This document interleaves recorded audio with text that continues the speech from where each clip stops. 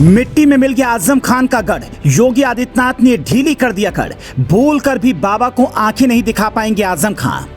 42 साल में जो नहीं हो पाया, योगी ने 42 घंटे के अंदर वो कर दिखाया। बाबा का रौद्र रूप देखकर आजम खान को पसीना आया। रामपुर को अपनी जागीर समझने वाले आजम खान भूल गए होश। कर्नाटक में हार के गम को भुलाया। योगी ने रामपुर में बड़ा खेल कर दिखाया। योगी आदित्यनाथ को चैलेंज करना आजम को पड़ गया भारी। 13 मई को चुनाव नतीजे बीजेपी के लिए करंट साबित हुए। कर्नाटक की लड़ाई बड़ी थी। बीजेपी ने पूरी ताकत लगाई, कई मंत्री और स्टार प्रचारक को लगाया, लेकिन बसवराज बम्बई के खिलाफ इतना भयानक गुस्सा था कि न तो अमित शाह की रणनीति चली, न ही नरेंद्र मोदी का मैजिक। हालांकि अकेले योगी आदित्यनाथ ने यूपी से इतनी खुशियां मोदी को दे दी कि बीजेपी कर्नाटक का गम भूल गई। सबसे पहले बताते हैं मोदी और बीजेपी को योगी का पहला गिफ्ट। 13 मई को रामपुर की स्वार विधानसभा सीट पर हुई वोटिंग का भी नतीजा आया। एक तरफ थी सपा कैंडिडेट अनुराधा चौहान, तो दूसरी तरफ थे एनडीए के शफीक अहमद अंसारी। नतीजा आया तो भूचाल आ गया। आजम खान के किले में एनडीए ने जीत का पताका फहरा दिया। 42 साल में पहली बार ऐसा हुआ है जब आजम खान या उनके परिवार या उनके गढ़ में उनका कोई करीबी विधायक और सांसद नहीं है। यानी रामपुर से योगी ने आजम खान की सियासी पहचान को मिटा दिया। अब एक चौंकाने वाली बात जान लीजिए। रामपुर में प्रचार करते हुए आजम खान ने कहा था, हिंदुस्तान के 150 करोड़ में से कोई आओ, किसी की ताकत नहीं जो यहाँ से अब्दुल्ला को हरा दे। अगर रामपुर का चुनाव जीत कर दिखाओगे तो रामपुर छोड़ दूंगा।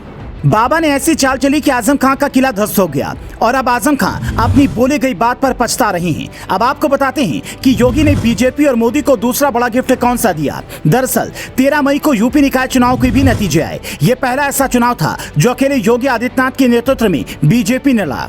नतीजे आए तो सबके होश उड़ गए। बीजेपी ने सभी 17 नगर निगमों की मेयर सीट पर एक तरफा कब्जा कर लिया। नगर पालिका परिषद और नगर पंचायतों में भी विपक्षी दलों को बहुत पीछे छोड़ दिया। खबर दिल्ली पहुंची तो कर्नाटक का गम मिट गया। सबसे बड़ी बात यह थी कि जो मैनपुरी सीट बीजेपी आज तक नहीं जीत पाई, वहां भी योगी का जादू चल गया। मैनपुरी नगर पालिका परिषद के अध्यक्ष पद पर बीजेपी की जीत ने सबको चौंका दिया।